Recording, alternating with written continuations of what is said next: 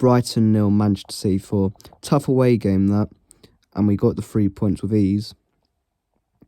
Yes, a couple of the goals were a bit lucky because the free kick was a deflection, and the Foden third goal for Foden second and our third came from Brighton giving the ball away and Foden finishing it off.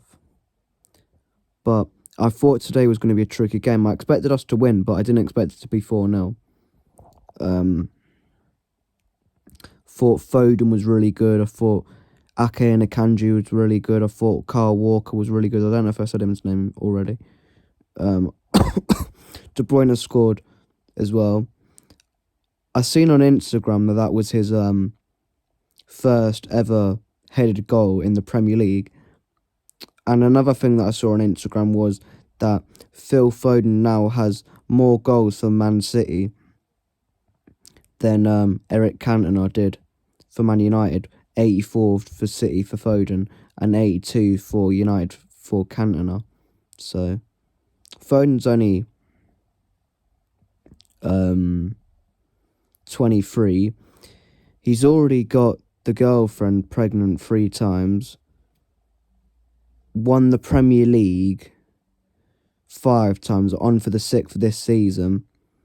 Won the Champions League. I think he's won Young Player of the Year as well. What a player, Phil Foden, and what a man as well. I did say this all about Foden a long time ago, but people took the mick, and people didn't believe me that I said that he was a world-class player. But now my argument is looking like it's getting proven right, and everyone that was laughing at me for saying that I was thinking that he was world-class is not laughing anymore.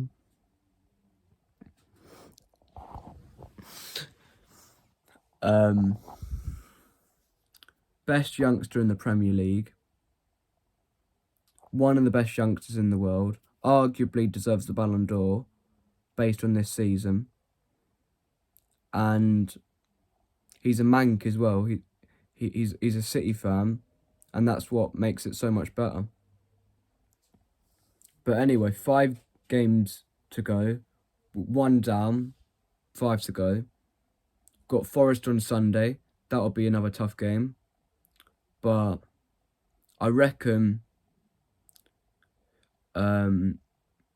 should we score the first goal in that game, then I reckon we'll win the game. The only issue we have with Forest is if they grab a goal, then they've got something to hold on to, and then they're going to sit back anyway, but they'd just sit back even more if they got a goal and had something to hold on to.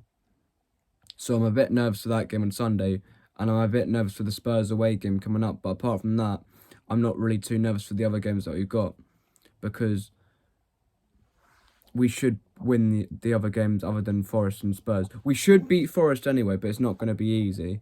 And Spurs, you can never be too confident with Spurs, because even though we won there earlier on this year, our record's never been particularly great there, especially with scoring goals and winning games. Because we've only just scored our first goal at Spurs this season, and the stadium's been open, 5-6 years now? So you can never be too confident with that, especially that Son didn't play in the last game in the FA Cup against them, and he always scores against us. So if he's fit, then we could be in trouble with him, because he's a player that always turns into prime Messi against us. But my man of the match tonight would be Phil Foden, but there's 3 players that gets close, and that's Walker, Akanji, and Nathan Ake. I thought they were all outstanding tonight.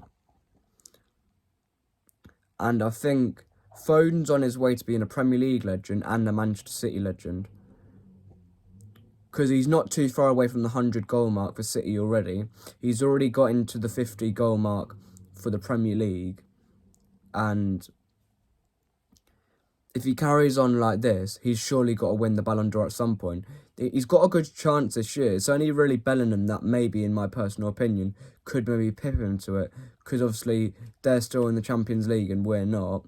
And obviously if England have a good Euros and Madrid win the Champions League and La Liga, then that could give him the edge. But I think Foden deserves it, really. But as we've seen with the Ballon d'Or in recent years, a lot of the time the deserved winner doesn't always win, because Lewandowski should have won it a few years back, didn't get it. Who else should have got it? Haaland should have got it last year, didn't get it. Somehow went to Messi. Still baffles me, that does. Van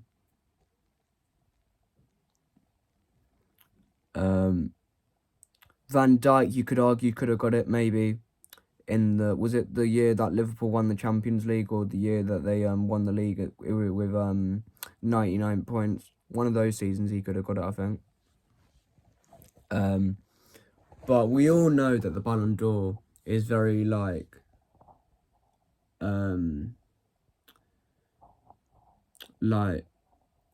anti-Premier League, because when was the last time that a player actually won it whilst playing in the Premier League? I think, was it Ronaldo or something like that? I don't know. That was the last player that won it in the Premier League, and that was when he was at United the first time around. So, long time since a Premier League player's won it. And I think Harry Kane could be in the mix for it this year, but I think he's not going to get it because that Bayern's not won the league, and I don't think they're going to win the Champions League. And even if England do win the Euros, I don't think it'll be personally enough for him, despite him having a really good season, despite Bayern not doing too well. But one thing I would say is that I'm glad that Grealish got the rest tonight, because I think he's got to play on Sunday, because with how Forest play, he would help us. And I think Doku's got to play on Sunday as well. So I'm glad that he didn't start and he came off the bench, because I think that's the sort of game where we're going to need his speed and trickery to break down the resolute Nottingham Forest defence. Because we did drop points at Forest last time. We should have won the game about 8 or 9-0. They had one chance and scored with Chris Wood, so we've got to be careful that we put the ball in the back of the net, because if history has proven when we've gone to Forest in the past, when we've not taken our chances, we've ended up leaving the ground, which should have been 3 points, ended up only being 1. So we can't have the same situation happen as last season. But thank you for watching this video. We're coming for Arsenal now. Hopefully they drop points in the North London derby on Sunday, and hopefully we win on Sunday against Forest in the later kickoff. I think, should we win at Spurs, then we'll win it, I reckon. Assuming that we win all the other games before that and after that, because I think Spurs is the toughest test. But it's just why I'm not as worried as I have been in previous years going to Spurs, because Spurs sort of play like a style that is more beneficial to City compared to previous years. Because in all the years that we struggled against Tottenham, it's been when they've had a defensive-minded manager, like, for example, like Conte, Mourinho. Who else have they had defensive-minded managers? Pochettino liked to play on the counter-attack against us as well when he was at Spurs. So I'm glad that they've not got a counter-attacking manager, because they do like to attack and they do have a high line which we could do well against. So maybe we could get the result there.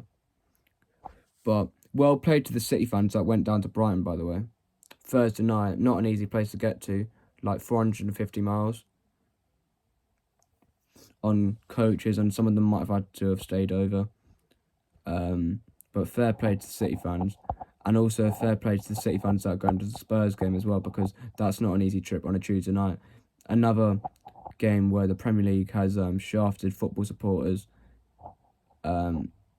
for northern clubs for night games far away from the city of the club, because Newcastle got shafted for it as well. 8 o'clock kickoff at Selhurst Park, and a lot of other teams have got shafted with it in the northern sort of like part of England, with supporters having to go a long way for a late time kickoff. If it's a daytime, then fair enough, because obviously you've got to play everyone in the league. But I don't get why there's so many like nighttime games for like supporters to go to on a like late time kickoff, like 5:30 or 8 o'clock or something like that. But fair play to whoever went to the game as a City supporter tonight. Well done. I'm gonna give you a clap.